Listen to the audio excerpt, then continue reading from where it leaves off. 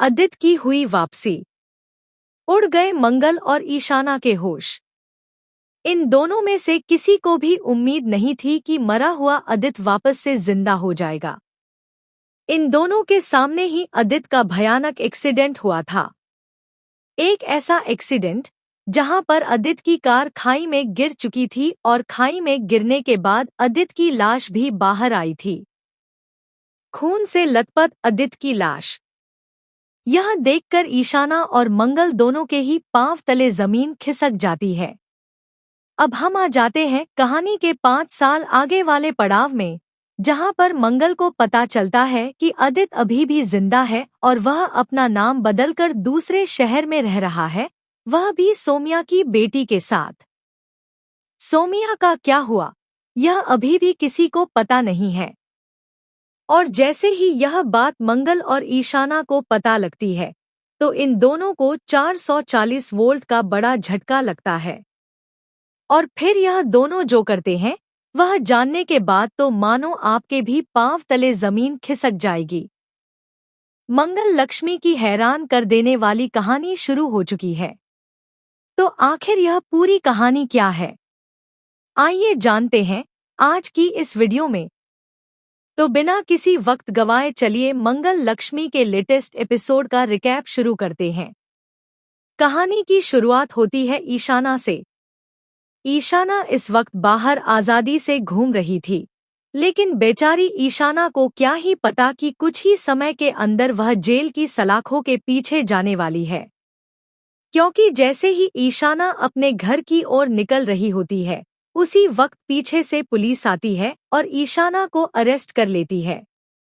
ईशाना कहती है कि आप लोग मुझे अरेस्ट क्यों कर रहे हैं? मैंने किसी का एक्सीडेंट नहीं किया है। लेकिन पुलिस ईशाना की एक नहीं सुनती।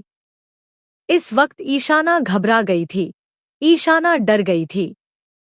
ईशाना के चेहरे से पसीना टपक रहा था, क्योंकि आज से पहले ईशाना ने कभी भी पुलिस से आमना सामना नहीं किया था। दूसरी तरफ ईशाना देखती है अपनी माँ को, जो कि शुभी और आरव के साथ कार में बैठकर जा रही होती है। ईशाना जोर जोर से चिल्लाती है कि मम्मा, मैं यहाँ पर हूँ। मम्मा, मुझे बचा लीजिए। लेकिन मंगल को आवाज आती ही नहीं है, क्योंकि कार का ग्लास बंद होता है। ईशाना को समझ में नहीं आता कि आखिर शुभी जेल से बाहर कैसे आ गई। शुभी कभी भी मेरी बात टालती नहीं है, ना ही मेरी बातों का अनादर करती है।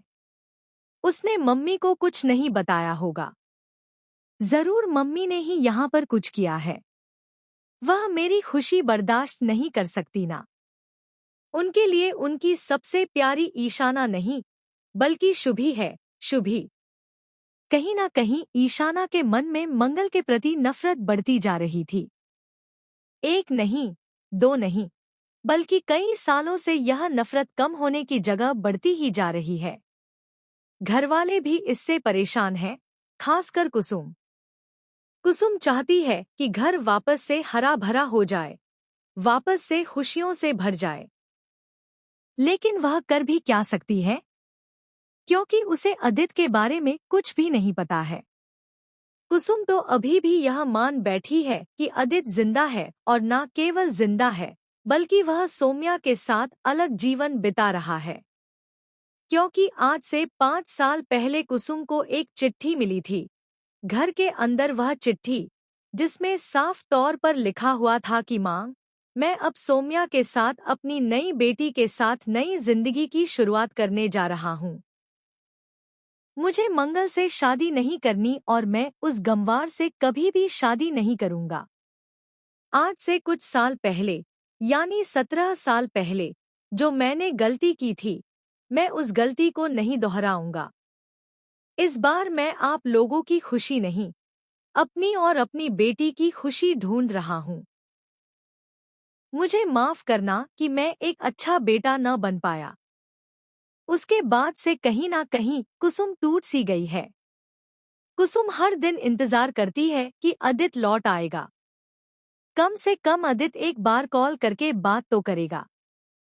और मंगल भी यहाँ पर कुसुम को आश्वासन देती है कि हाँ, एक दिन तो अदित जी लौट कर आएंगे।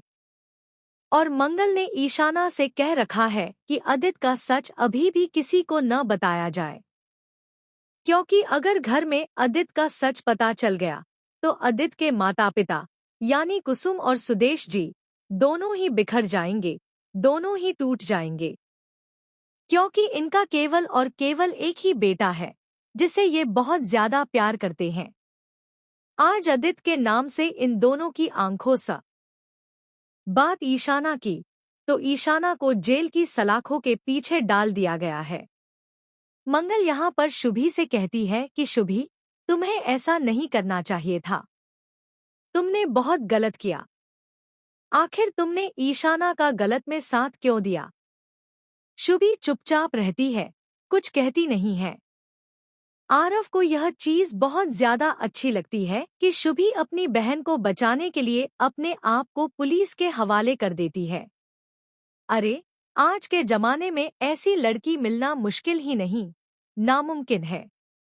कहीं ना कहीं आरव शुभी के प्यार में पड़ जाता है, और वहीं पर जो ईशाना है उसे आरव अच्छा लगने लगा है। हालांकि अभी तक इनका अटैचमेंट कुछ हुआ नहीं है, लेकिन डांस कंपटीशन में हमने देख लिया कि वह ईशाना, जो हर किसी के प्रति नफरत भरा करती है, उसे आरव पसंद आने लगा था। वह आरव के बारे में अच्छी बातें कर रही थी, यहाँ तक कि वह आरव के साथ डांस करने के लिए भी तैयार थी।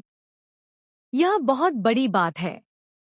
इससे मेकर्स हमें संकेत देना चाहते हैं कि ईशाना आगे जाकर आरव से प्यार करेगी और आरव आगे जाकर शुभी से प्यार करेगा। शुभी ईशाना की सारी बातें मानेगी। इसी बीच में फंस जाएगा बेचारा आरव। खैर, इस तरफ अगर हम मंगल को देखें तो मंगल घर पहुंचती है और घर पहुंचकर वह क्या देखती है कि ईशाना तो घर पर है ही नहीं। कुसुम कहती है कि मंगल, तुमने हमसे कहा था ना कि ईशाना को तुम लेकर घर पर आ रही हो, तो ईशाना कहाँ है? हमें तो कहीं ईशाना दिख नहीं रही। मंगल कहती है कि ईशाना नहीं आई, वह तो बहुत देर पहले ही पुलिस स्टेशन से निकल चुकी थी। अभी तक तो उसे घर पहुंच जाना चाहिए था। हे भगवान, यह लड़की भी ना। आखिर मैं इसका करूं तो करूं क्या? हो सकता है कि अपने दोस्तों के यहाँ चली गई हो। कहीं ना कहीं मंगल डरी हुई होती है कि कहीं ऐसा ना हो कि जिस तरीके से शुभी को बाहर लेकर आई, उसी तरीके से उस पुलिस ऑफिसर ने ईशाना को जेल की सलाखों के पीछे भेज दिया हो। इसीलिए मंगल वहां से तुरंत पुलिस स्टेशन जाती है और जो मंगल का डर था वह सच साबित होता है, क्योंकि जेल की सलाखों के पीछे इस बार शुभी नहीं बल्कि ईशाना थी। मंगल ईशाना की ओर देखती है, जिसकी आंखें लाल थी, आंसू बह रहे थे, मानो वह बस एक बार जेल से बाहर निकल जाए तो वह मंगल को देखना तक पसंद नहीं करेगी। मंगल यहाँ पर ईशाना से कहती है कि ईशाना, तुम चिंता मत करो, मैं तुम्हें जेल से जरूर बाहर